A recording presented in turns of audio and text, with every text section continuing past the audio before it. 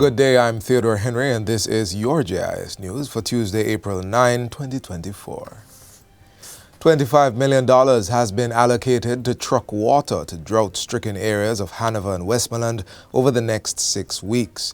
This is among several measures being taken by the government to alleviate water shortage in both parishes. Minister with responsibility for water, Senator Matthew Samuda, gave the update while meeting with stakeholders from both parishes in Negril on Thursday. We've identified funds to purchase 2,000 black tanks for Hanover and Westland citizens who are most in need, and those will be distributed as soon as the purchase and the delivery takes place.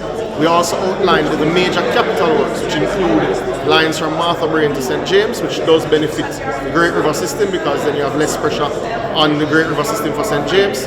We'll update the Great River system and indeed several other systems in Westmoreland. We'll also be doing $70 million of pipe work starting later this year. According to the minister, Hanover and Westmoreland are among the parishes experiencing chronic drought, the impact of which is being felt by citizens and business operators. Approximately 1,000 Jamaicans from across the globe will converge on the island to create and strengthen business opportunities. The occasion is the staging of the 10th Biennial Jamaica Diaspora Conference set for June 16 to 19. It is the first time the highly anticipated conference is being held in person since the COVID-19 pandemic. The 2024 staging was launched last week by Minister of Foreign Affairs and Foreign Trade, Senator Kamina Johnson-Smith.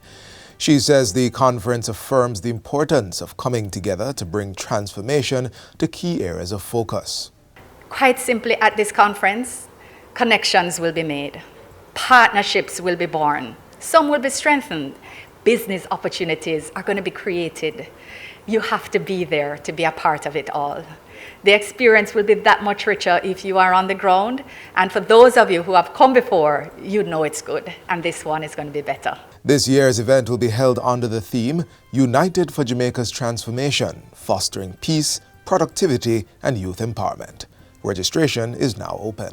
We will continue the important tradition of honoring diasporans who have worked hard and made significant contributions in their communities, and as such, the Governor General's Award for Excellence will be a feature this year. Our usual marketplace and government at your service will be available, along with a range of other goods and services that we can assure will be of interest to you. There will be other exciting offerings that will certainly make your attendance at the conference a worthwhile feature, whilst of course making good linkages for trade and investment opportunities, not just here in Jamaica, but also taking those trade and investment opportunities to your respective areas across the diaspora. The community of Freetown in northwestern Manchester is benefiting from free access to Wi-Fi service. It is part of the government's mission to install internet in communities across all 63 constituencies. The work was carried out by the Universal Service Fund, USF. Principal of the St. Paul's Primary School, Vinicia Fuller-Brown, encouraged students in the area to embrace the technology as a source for good and to use it responsibly. Technology is one of the vehicles run by the education system. And this is where we are going now. And so we have to embrace technology. Member of Parliament Michael Phillips said the availability of the internet connection had opened the door for other developments. This financial year, now that we have the internet here, we will be commissioning and building out a small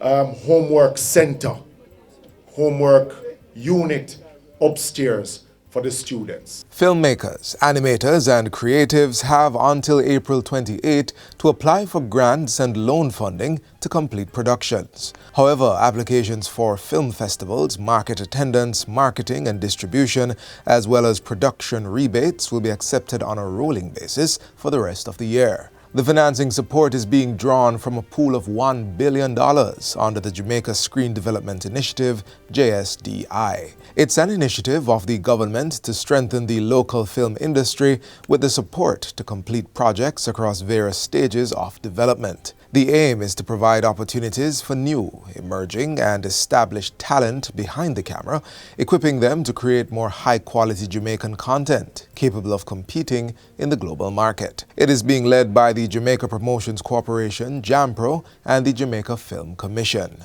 Projects eligible for funding include feature films, short films, animated shorts, web series, episodic, miniseries, or reality and unscripted content.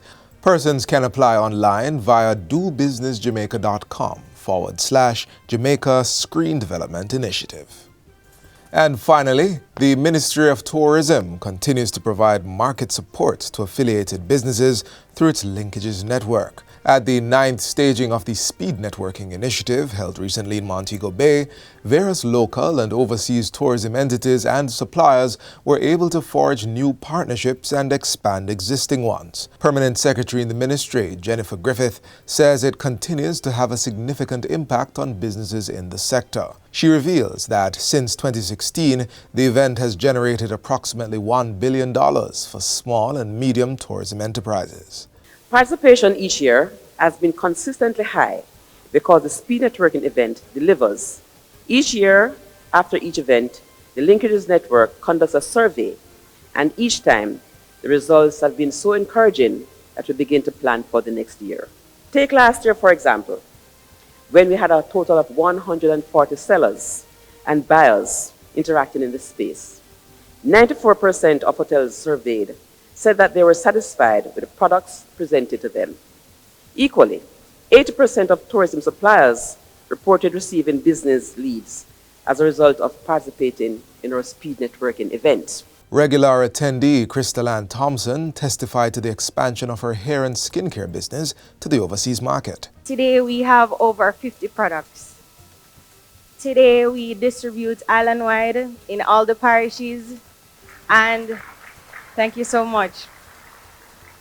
And we're exporting to, I could say, almost everywhere in the world.